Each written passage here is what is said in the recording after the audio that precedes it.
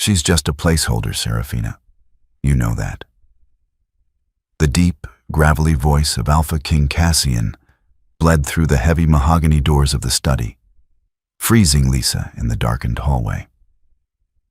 A terribly boring one, Serafina purred, the clinking of crystal glasses echoing like shattering ice. She looks at you like a lost puppy. It's pathetic, Cassian. Does she honestly think a king could ever truly mate a weak, human-blooded stray?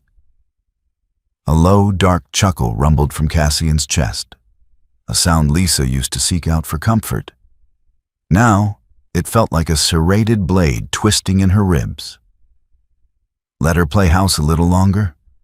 Cassian dismissed coldly. Once the Southern Territories concede, I'll strip her of the title. You'll have your crown. Silence can be louder than a scream. As Lisa stood in the opulent, dimly lit corridor of the royal estate, the absolute silence ringing in her own ears was deafening. She didn't gasp. She didn't drop the tray of chamomile tea she had meticulously brewed for the man she thought loved her. Her hands, surprisingly steady, simply lowered the silver tray onto a nearby marble console table. The porcelain cup rattled faintly against the saucer, a microscopic tremor that was the only outward betrayal of the tectonic plates shifting and collapsing inside her soul. 3 years. She had spent 3 years fighting for a place in a world that viewed her human bloodline as a contagion. She had endured the sneers of the high-born wolves, the whispers in the courtyards, and the grueling physical training to prove she was worthy of standing beside the Alpha King. And through it all, Cassian's hand on the small of her back had been her anchor. "They don't see what I see," he used to whisper in the dark. Now she knew the truth. He saw a pawn, a temporary shield to pacify the traditionalists until his political maneuvering was complete. Lisa turned away from the study doors. She didn't run. Running was for prey, and in this moment, a cold, hard numbness was crystallizing in her veins, burning away the gentle, accommodating woman she had forced herself to become. She walked back to the master's suite, her bare feet making no sound against the imported Persian rugs. The bedroom was a monument to Cassian's wealth and power. Vaulted ceilings, dark velvet curtains, and a massive 4-poster bed that smelled overwhelmingly of cedar, rain, and him. It was a scent that had once lulled her into the deepest sleeps. Tonight, it made her stomach churn with violent nausea. She walked straight to the expansive walk-in closet. The motion sensor lights flickered on, illuminating rows upon rows of designer gowns, tailored suits, and silk loungewear. All of it chosen by Cassian stylists. All of it armor meant to disguise her origins. Lisa reached up and unzipped the back of the emerald silk dress she was wearing. It pooled around her ankles like shed snake skin. She stepped out of it, leaving it on the plush carpet. She bypassed the rows of expensive garments and moved to the very back of the closet, pulling out a battered cardboard box she had kept hidden beneath a pile of winter blankets. Inside were the clothes she had arrived in 3 years ago, before Cassian's royal guards had found her half-frozen near the border. A pair of faded, reinforced denim jeans, a thermal long-sleeve shirt, a worn leather jacket that still smelled faintly of motor oil from her days working at a human garage. She dressed quickly, the rough fabric scratching against skin that had grown far too accustomed to cashmere. It felt grounding. It felt real. Next, she walked to the vanity mirror. She stared at the woman in the reflection. Pale skin, dark eyes that usually held a soft, pleading warmth, now flat and obsidian. Her fingers went to her neck, unclasping the diamond teardrop pendant Cassian had given her for their first anniversary. It clattered against the glass tabletop. Her ears were stripped of their white gold studs. Finally, she looked down at her left hand. The heavy, silver ring bearing the royal crest of the Northern Pack rested on her index finger. It was the mark of the Alpha's chosen, not a mate's mark. Cassian had always claimed his wolf was too volatile to finalize the bite just yet. Another lie. Lisa pulled the ring off. The skin beneath was pale and indented, a physical phantom of the chain that had bound her.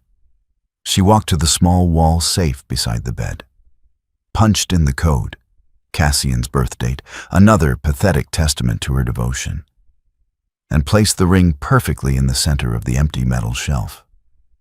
She closed the heavy steel door, spinning the dial. She didn't pack a bag. She didn't take a single cent of the pack's money, nor the gilded credit cards in her name. If she took anything, they could track her. If she took anything, it meant she still needed him. Lisa grabbed a plain black beanie, pulling it down over her hair, and slipped into her old, scuffed combat boots.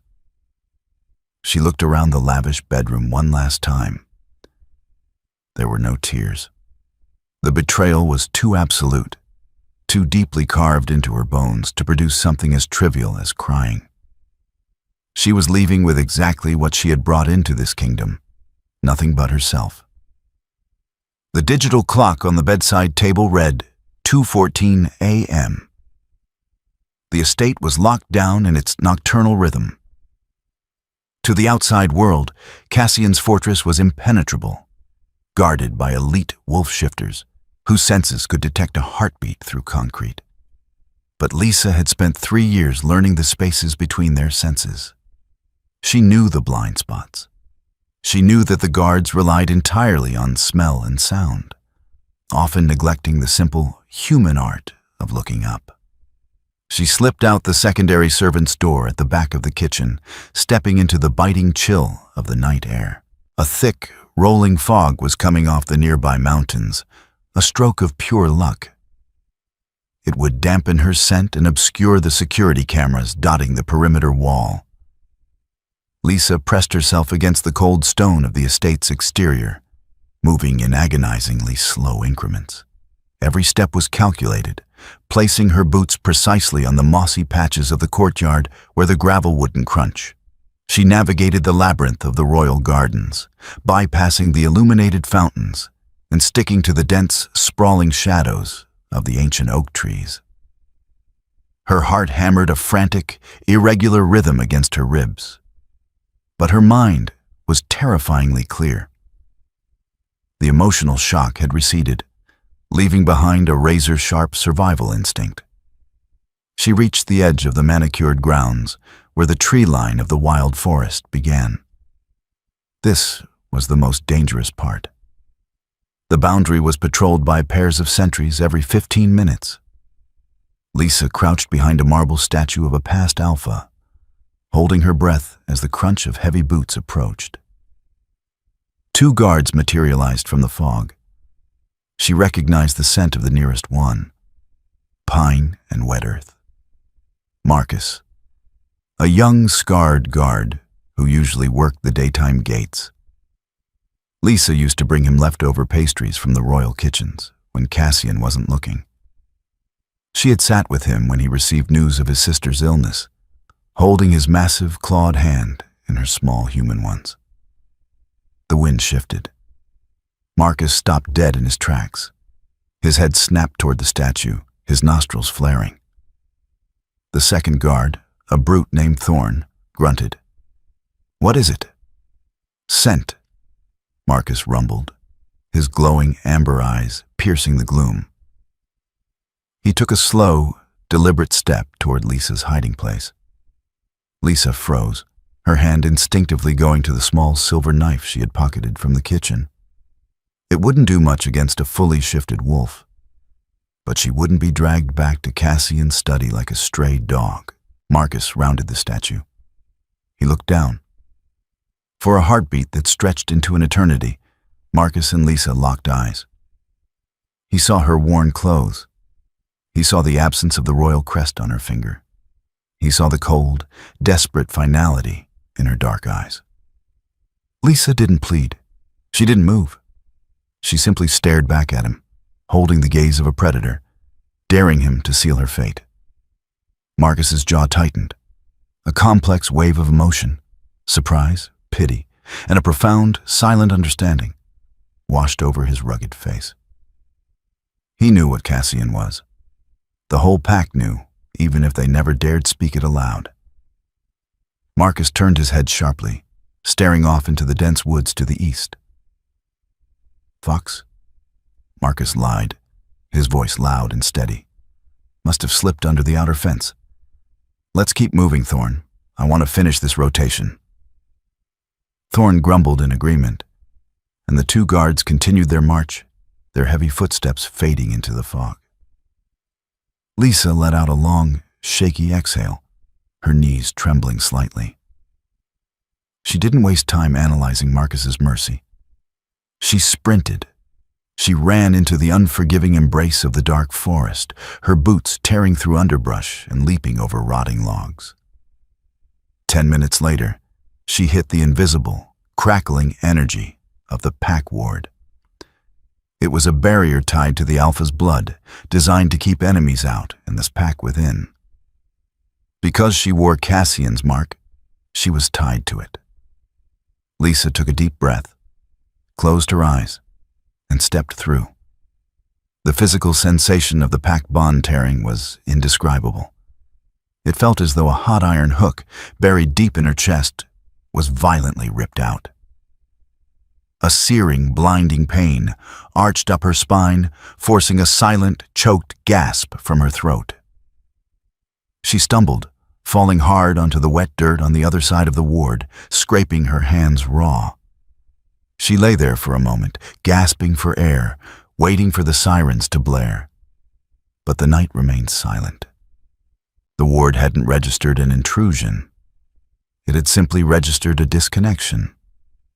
To the magic of the border, the Luna hadn't crossed. A ghost had simply ceased to exist.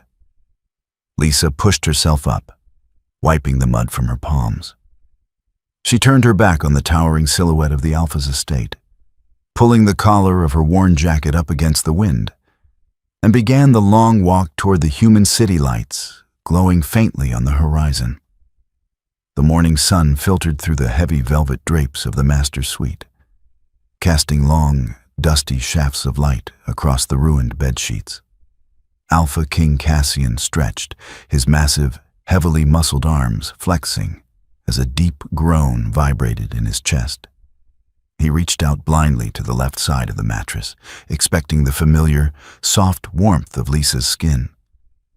His hand met cold, crisp linen. Cassian cracked an eye open, squinting against the light. The spot beside him was empty. It wasn't entirely unusual. Lisa was an early riser, often slipping out to the gardens to read or heading to the kitchens to interfere with the chef's meticulously planned menus. It was one of her quaint, annoying human habits he had planned to train out of her eventually. He sat up, running a hand through his dark, tousled hair. He felt a phantom ache in his chest, a dull, throbbing sensation he couldn't quite place. He dismissed it as a residual ache from yesterday's grueling sparring session with the guard captains. Rolling out of bed, Cassian walked to the adjoining master bathroom. "Lisa," he called out, his authoritative voice echoing off the marble tile.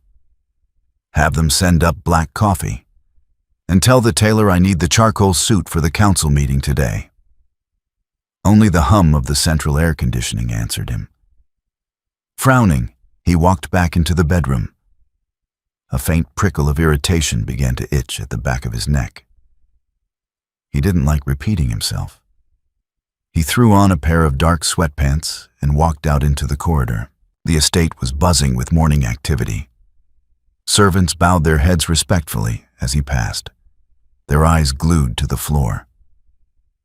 Cassian stalked down the grand staircase, his heavy footsteps commanding absolute silence in his wake.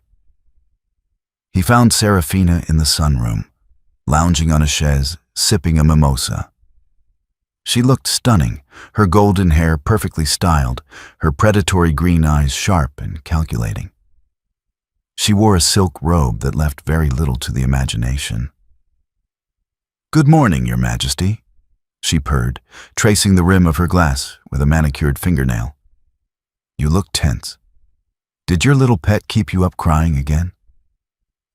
Cassian ignored the jab, though his jaw ticked. "Have you seen Lisa?" Serafina rolled her eyes, taking a delicate sip. "Why would I keep track of the human? Last I saw her, she was hovering near the study last night, probably eavesdropping like a frightened mouse." Cassian froze. The memory of last night's conversation hit him like a physical blow. "She's just a placeholder. I'll strip her of the title." The dull ache in his chest suddenly flared into a sharp, icy spike of alarm. He didn't say a word to Serafina. He turned on his heel and moved, his pace accelerating from a walk to a predatory sprint. He took the stairs 3 at a time, his chest heaving, his wolf scratching furiously at the back of his mind, demanding to be let out. He burst through the doors of the master suite, his golden eyes scanning the room frantically. "Lisa!" he roared, the alpha command lacing his voice, a sound that would force any wolf in the pack to their knees. Nothing. The air felt dead. Cassian stormed into the walk-in closet. He stopped dead. At first glance, everything was perfect. The gowns were lined up, the shoes were displayed on their racks, the jewelry boxes were neatly stacked. But then he saw it. The emerald silk dress she had been wearing yesterday, pooled discarded on the floor like trash. He moved to her vanity. Her favorite teardrop pendant lay abandoned on the glass. Panic, raw and unadulterated, finally broke through his arrogant exterior. He ripped open the wall safe. There, sitting perfectly in the center, glinting mockingly in the overhead light, was the heavy silver crest ring. Cassian stared at it, his breath coming in shallow, ragged gasps. He reached out, his hand trembling slightly, and picked up the ring. It was ice cold. He closed his eyes and reached inward, searching for the fragile, golden thread of the bond that connected him to her. For 3 years, it had been a soft, humming presence in his mind, a tether he had taken entirely for granted. He reached for it. He grasped at it. It was gone. Not frayed, not distant. Gone, severed at the root. A deafening roar ripped from Cassian's throat, shattering the vanity mirror into 1,000 jagged pieces. The illusion of his control shattered right along with it. She hadn't thrown a tantrum. She hadn't run to the gardens to cry. She had packed nothing, and she had vanished. 3 weeks. That was how long it took for the ghost pains in Lisa's chest to subside into a dull, manageable ache. It felt like breathing with a fractured rib. A constant, sharp reminder of the invisible tether she had violently severed. She was currently lying on a grease-stained creeper, staring up at the rusted underbelly of a 1998 Ford pickup. The smell of the human world was aggressive. Motor oil, stale black coffee, and the metallic tang of ozone from the welding torch in the corner of the garage. It was a chaotic, dirty symphony of scents, and she welcomed it. It drowned out the phantom smells of cedar and rain that still tried to haunt her sleep. "Hey, Elena." The gruff voice of old Mac, the shop owner, echoed over the grind of machinery. "You got that transmission fluid flushed yet?" "Give me 2 minutes, Mac," Lisa called back, her voice slightly muffled by the metal chassis. Elena. It was the name of her late mother, and the only alias she felt comfortable wearing. She wrenched a stubborn bolt loose, her knuckles scraping against the hot metal. She didn't flinch. Over the last 21 days, her body had begun to recalibrate. The soft, pampered skin of the Northern Pack's resident human was gone, replaced by calluses and grease-stained fingernails. She worked 10-hour shifts, slept on a lumpy mattress in the small apartment above the garage, and paid for everything in untraceable cash. Oak Haven was a miserable little border town, completely devoid of shifter politics, which made it the perfect sanctuary. But as she wiped her forehead with the back of a dirty rag, a strange sensation prickled at the base of her skull. Before her time at the estate, Lisa would have ignored it as a draft. Now, her instincts were different. 3 years of living surrounded by apex predators had altered her. Cassian had always claimed she was completely human, unaffected by his wolf's aura. But as she slid out from under the truck and stood up, she realized that was another lie. Her hearing had become uncomfortably sharp. She could hear the rhythmic drip, drip, drip of a leaky faucet 3 bays over. She could hear the erratic, fluttering heartbeat of a sparrow perched on the rafters. And right now, she could hear the heavy, synchronized purr of a high-end engine pulling into the gravel lot out front. Lisa froze, wiping her hands on her shop rag. Old Mac was in the office, arguing on the phone with a parts supplier. The garage was otherwise empty. Through the frosted, dirt-caked window of the bay door, she watched a sleek, midnight black SUV park near the gas pumps. It wasn't a local vehicle. It was military-grade, armored, with tinted windows that absorbed the afternoon sun. Her heart kicked into a frantic rhythm against her ribs. Cassian! She instinctively backed away, her hand reaching for the heavy steel crowbar resting on the nearest workbench. If it was the Northern King's Royal Guard, they would flood the building in seconds. They wouldn't ask questions. They would drag her back by her hair if they had to. But as the driver's side door opened, the wind shifted, blowing through the open garage doors. Lisa paused, her grip on the crowbar tightening. The scent wasn't pine or snow or Cassian's intoxicating cedar. It was unfamiliar. It smelled of copper, dry ash, and something sharp, like cracked flint. A shifter, but not from the north. A tall man stepped out of the SUV. He wore dark jeans and a fitted black Henley that did nothing to hide the lethal, coiled muscle of his frame.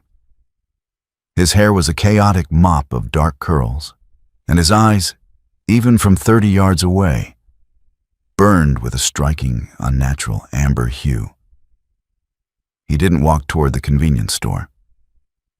He turned his head slowly, his nostrils flaring as he took in the scent of the dusty town. Then, with terrifying precision, his gaze locked onto the open bay door of the garage. Right onto the shadows where Lisa was standing, he started walking toward her. 400 miles north, the royal study of the Alpha King looked like the epicenter of a localized hurricane. The heavy mahogany desk had been violently cleaved in two, its polished surface splintered and ruined. Antique books were scattered across the Persian rugs, and the crystal decanters that Serafina so loved clinking together had been smashed against the stone fireplace, leaving the room reeking of aged bourbon and desperation. Cassian stood in the center of the wreckage, his chest heaving, his eyes entirely black. His wolf was right at the surface, clawing furiously against the confines of his human skin, demanding blood, demanding her. "This is getting pathetic, Cassian." Serafina stood in the doorway, her arms crossed, her beautiful face twisted into a sneer of genuine disgust. "You canceled the summit with the Southern Territories. Again. The elders are whispering. You are acting like a feral pup over a stray human who finally had the sense to run away." Cassian moved so fast, the human eye couldn't have tracked him. In a fraction of a second, his hand was wrapped around Serafina's throat, pinning her against the heavy oak doorframe. He didn't squeeze enough to crush her windpipe, but enough to make her gasp in genuine terror. "Do not speak of her," Cassian snarled, his voice distorted by the guttural growl of his beast. "You don't know anything." "I know. You're ruining your crown." Serafina choked out, her hands clawing futilely at his iron grip. Cassian released her, stepping back as if her touch burned him. She crumpled coughing to the floor. 3 weeks ago, he would have admired her ruthlessness. Now, looking at her, all he felt was a sickening wave of nausea. She was the catalyst, but the guilt was entirely his own. "She's just a placeholder."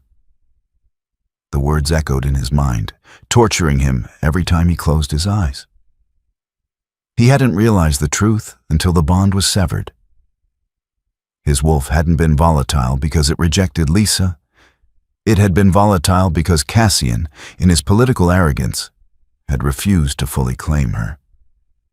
His beast had chosen the human, recognized her soul as its perfect counterweight, and Cassian had forced it to treat her like a dirty secret. Now, the wolf was starving, turning inward, tearing Cassian's sanity apart piece by piece. The study door creaked open further, and Elias, his beta, stepped in carefully, sidestepping Serafina on the floor. Elias's face was grim. "Alpha," Elias said quietly, his eyes assessing the ruined room. "We found something." Cassian's head snapped up. "Where?" "The eastern perimeter, the night she left." Elias hesitated. "I interrogated the night watch again, Thorn and Marcus." "Bring them," Cassian commanded, his voice shaking the glass in the windows. "I only brought Marcus," Elias replied. He stepped aside, and 2 guards dragged a heavily beaten Marcus into the room, forcing him to his knees amidst the shattered glass. Marcus's face was bruised, his lips split, but his eyes were defiant. Cassian stalked toward the kneeling guard. "You lied to me," Cassian whispered, the quiet tone far more terrifying than his roar. "You said you smelled a fox." Marcus looked up at his king. He didn't tremble. "I did, Alpha. I smelled a fox. And I saw a woman who looked like she was walking to her own execution. I chose not to be the headsman." "She is your Luna," Cassian roared, the force of his Alpha command bringing Elias to his knees as well. Marcus spat a mouthful of blood onto the rug. "With all due respect, my king, she was never our Luna. You made sure the whole pack knew that. You let the highborn mock her. You let her." Marcus jutted his chin toward Serafina, who was still clutching her throat. "Insult her in her own home. If she was our Luna, you should have treated her like one." The words hit Cassian with the force of a freight train. The absolute, undeniable truth of it paralyzed him. He raised a hand, his claws fully extended, ready to tear Marcus's throat out for the insubordination. But the strike never came. Cassian's hand dropped. His shoulders slumped, the monstrous, terrifying Alpha suddenly looking utterly broken. "Where did she go, Marcus?" Cassian asked, his voice cracking, sounding terribly human. "Please." "I don't know," Marcus said softly. "But wherever she is, Alpha, leave her be. You've done enough." Lisa didn't run. If the man walking toward her was a shifter, running would immediately trigger his predatory instinct to chase. She stood her ground, her back straight, her fingers wrapped tight around the cold, textured steel of the crowbar behind her back. The man stopped precisely at the threshold of the garage bay. Up close, his eyes were even more striking. A molten gold that seemed to trap the ambient light. He looked around the dirty shop, his nose twitching slightly at the overwhelming smell of chemicals, before his gaze settled heavily on her. "Old Mac around?" His voice was smooth, a dark baritone that lacked the gravelly, commanding edge of Cassian's, but held an entirely different kind of danger. It was the voice of a man used to charming his way out of a kill. "He's busy," Lisa said, keeping her tone flat, bored. "Can I help you?" The man tilted his head, studying her, His eyes flicked from her grease-smudged face to the collar of her oversized shirt, and finally to her left hand, which was gripping the crowbar behind her. "You're a long way from the icy peaks of the north, aren't you?" he asked casually, pulling a silver coin from his pocket and rolling it over his knuckles. Lisa's blood ran ice cold. Her heart slammed against her ribs, but she forced her breathing to remain slow and measured. "I think you have the wrong shop," she said, taking a subtle half-step backward, ensuring her path to the side exit was clear. "We just fix cars here." The man chuckled. It was a rich, warm sound that completely contradicted the lethal stillness of his posture. "I have an excellent nose, sweetheart. Even under 5 layers of 10W30 motor oil, I can smell the residue of an Alpha King's broken ward on your skin. It smells like burnt sugar and regret." He stepped over the threshold, officially entering her territory. "You're the human. The little pet Cassian kept hidden away." Lisa brought the crowbar out from behind her back, letting the heavy steel rest against her thigh. She didn't raise it aggressively, but the message was clear. "Who are you?" "Kale," he offered, executing a mocking, theatrical bow. "Beta of the Southern Pack. You know, the pack your beloved king was supposed to sign a historic treaty with 2 weeks ago." Lisa narrowed her eyes. "I don't care about shifter politics anymore, Kale, and I don't belong to Cassian." "Oh, I know." Kyle smiled, showing a flash of unnervingly sharp canines. "The whole shifter world knows. Cassian completely lost his mind at the summit, paced the room like a rabid dog, snapped at our alpha, and walked out without signing the accord. Word is, he's tearing his own territories apart looking for a ghost." A strange, complex pang hit Lisa's chest at the news. Cassian was looking for her? It didn't make sense. He had called her a placeholder. He had been ready to discard her for Serafina. "If you're here to drag me back for a bounty," Lisa said, her voice dropping into a dangerous, low octave she didn't know she possessed, "you're going to need a lot more than a silver coin. I'm not a pet anymore." Kyle stopped rolling the coin. He looked at the crowbar, then back up to her eyes, his expression shifting from amusement to genuine respect. "Drag you back?" Kale laughed softly. "Darling, Cassian's instability is the best thing that's happened to the South in a century. Why would I fix his broken heart?" He took a step closer, lowering his voice.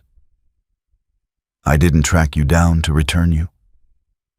I tracked you down because a human who can silently bypass the Northern King's royal guard, break an Alpha's blood ward, and vanish without a trace is incredibly fascinating to my Alpha. I'm not interested in trading one cage for another." Lisa spat. "Not a cage," Kyle said, his golden eyes locking onto hers with intense sincerity. "A sanctuary. Cassian's hounds will find this town eventually. He's expanding his search grid. When he finds you, he won't let you out of his sight again. But if you come to the south, you fall under our Alpha's protection. Cassian cannot cross our borders without starting a full-scale war."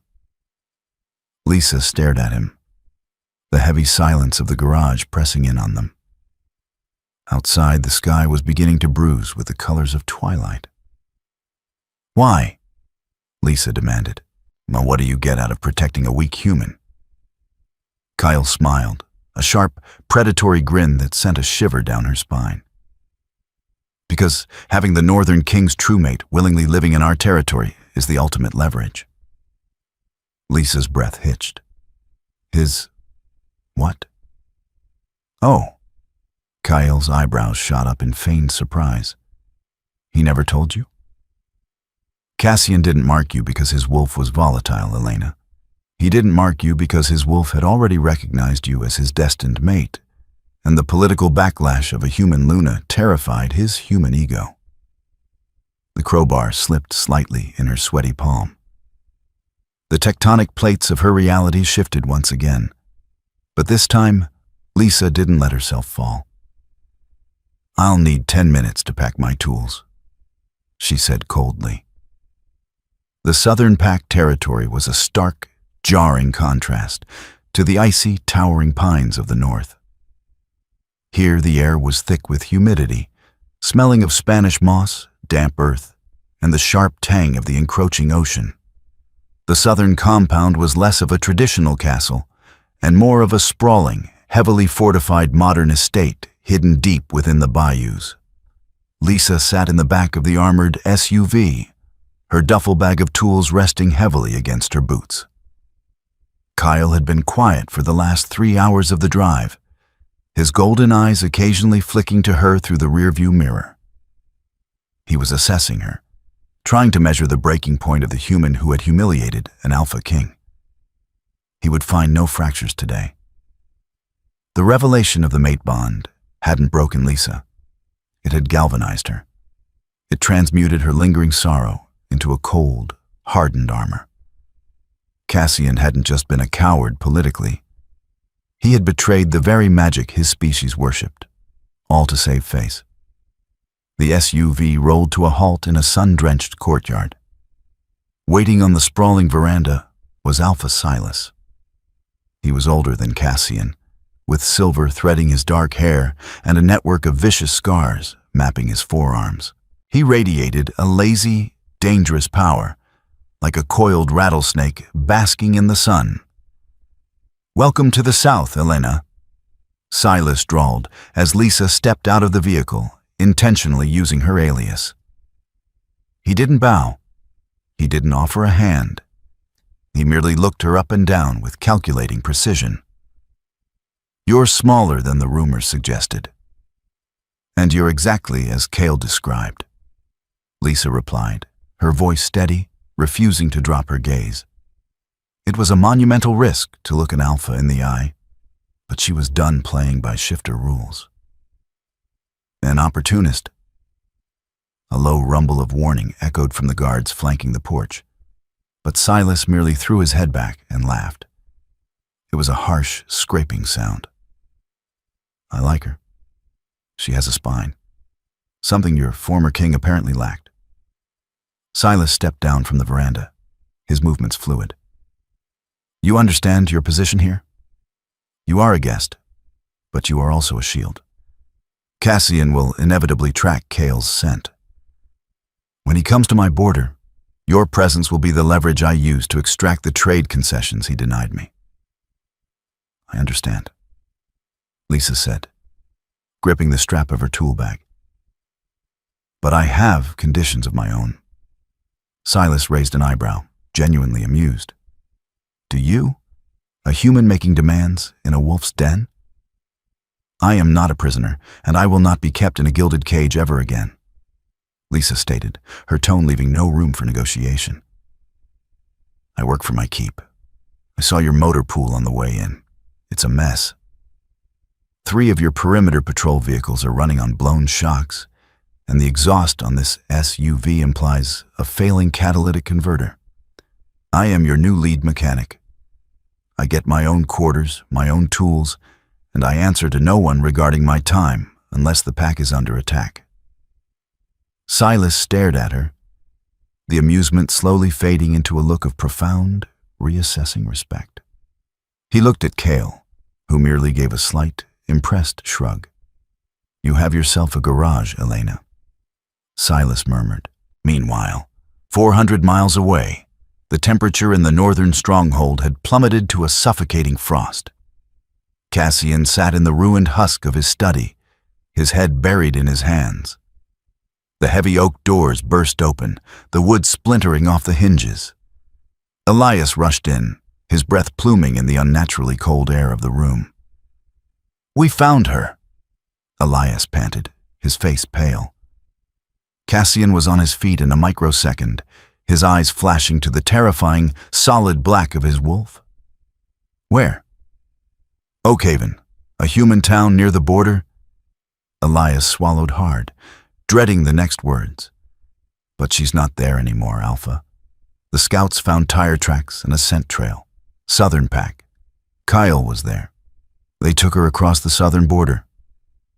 The silence that followed was apocalyptic. It wasn't the explosive rage of a man scorned. It was the terrifying, apocalyptic stillness of a predator that had just found its target. The air pressure in the room dropped so drastically that the remaining glass panes in the windows cracked. "Mobilize the vanguard," Cassian commanded, his voice devoid of any human inflection. "Every combat-ready wolf. We march on the south." "Alpha, you can't," Elias pleaded, stepping in front of his king. "Crossing the border with an army is an act of war. The council will strip you of your crown. Silas will slaughter our front line." Cassian grabbed Elias by the tactical vest, lifting the massive beta off the ground effortlessly. "I don't care about the crown," Cassian snarled, his fangs fully descended. "I don't care about the council. They have my mate, and I will burn the entire southern hemisphere to ash to get her back." The torrential downpour felt like the sky itself was trying to wash away the sins of the earth. The southern border was a desolate stretch of muddy swampland, bisected by a rusted wire fence that represented decades of fragile peace. Today, that peace was a breath away from shattering. On the northern side of the fence stood Cassian. He was a terrifying sight.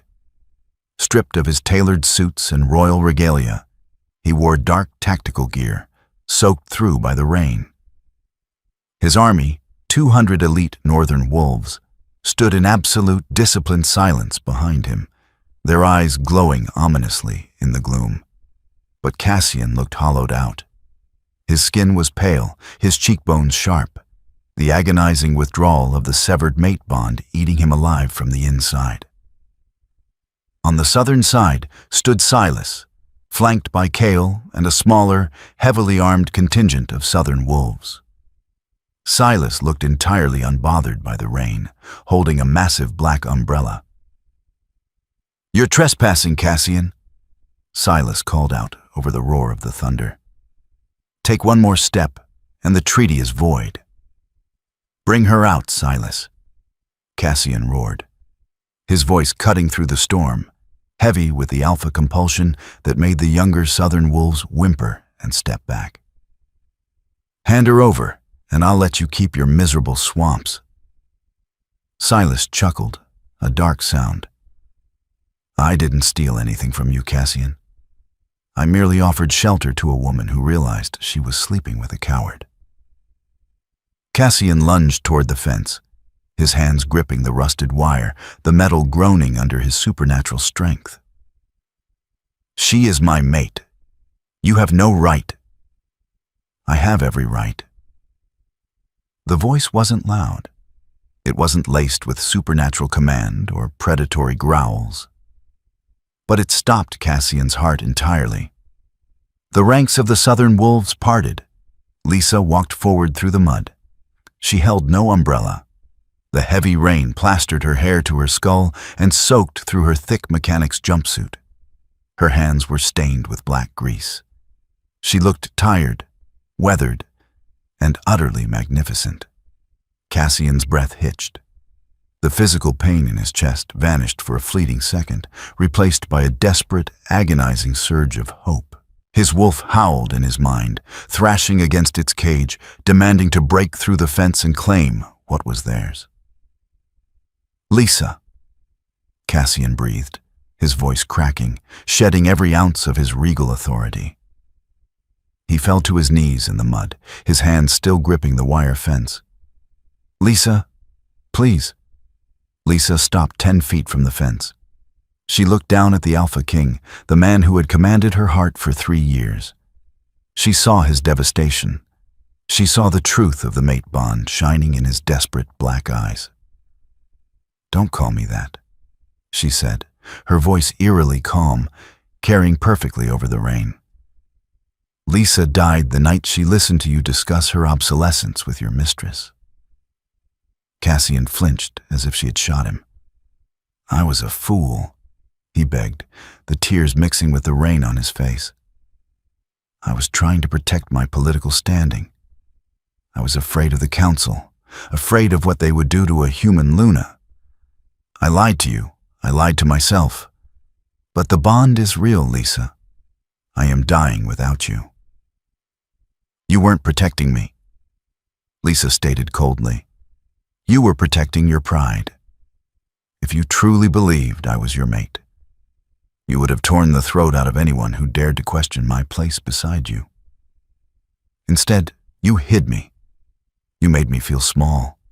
You let me believe I was a temporary fixture. I will fix it, Cassian shouted, pressing his face against the wire. Behind him, the Northern Army watched in stunned silence. Their invincible, stoic king was groveling in the mud for a human. I will crown you today, in front of both packs. I will exile Serafina. I will burn the old laws. Just come back to me. Please, mate. The pain. I can't survive it. Lisa stared at him. For a moment, a heavy silence fell over the swamp, broken only by the relentless drumming of the rain. The mate bond, even severed, hummed a faint, tragic melody in the air between them. I know the pain, Cassian, Lisa said softly. I felt it every single day I stood beside you, knowing I would never be enough for your ego.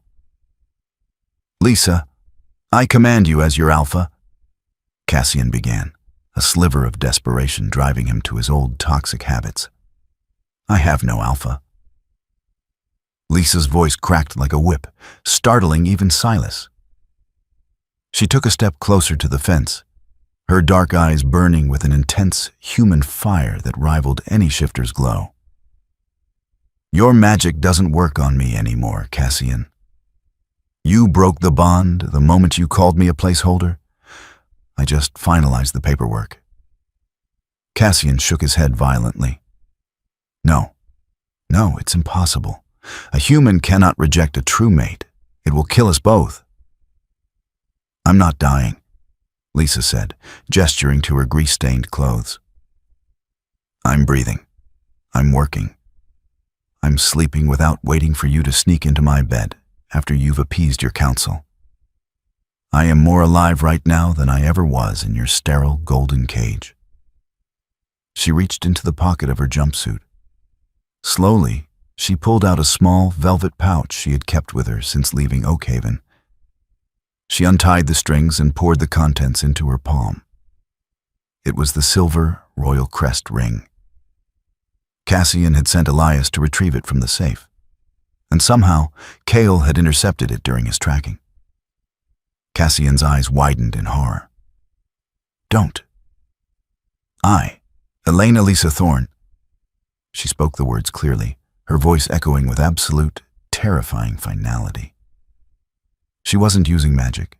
She was using the sheer, undeniable force of her own human willpower. Do formally and eternally rejected Cassian of the Northern Pack as my mate. I reject his claim. I reject his protection. I reject his heart. She threw the heavy silver ring through the chain-link fence. It struck Cassian square in the chest and dropped into the deep, churning mud at his knees. The reaction was instantaneous and violent.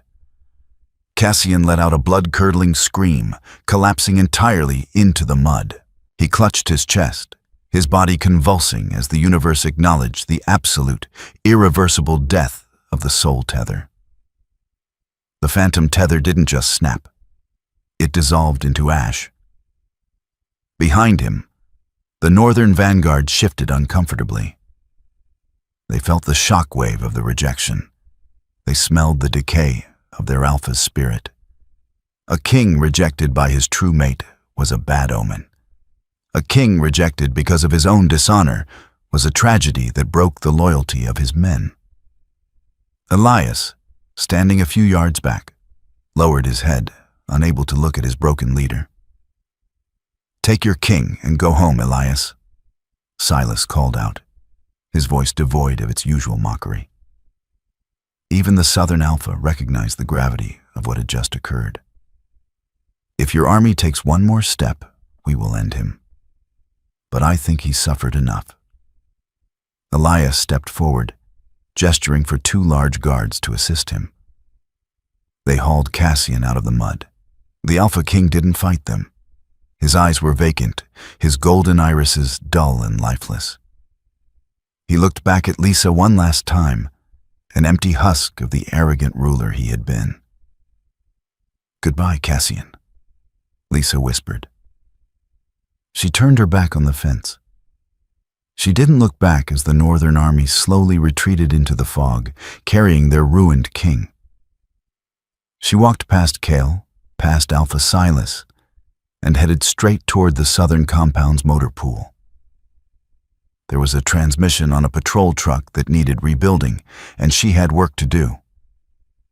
Lisa's story is a powerful reminder that true strength isn't measured by magical bloodlines, crowns, or physical dominance. It is measured by the courage to walk away from a table where respect is no longer being served. Cassian learned too late that a crown is worthless if you have to trade your soul and your true mate to keep it. Lisa didn't need a pack to find her worth. She found it in the grease, the grit, and the unwavering boundary of her own self-respect. If you enjoyed this cinematic tale of heartbreak, betrayal, and ultimate empowerment, please like, share, and subscribe to support more stories like this. Let me know in the comments whose side you were on. Did Cassian get what he deserved?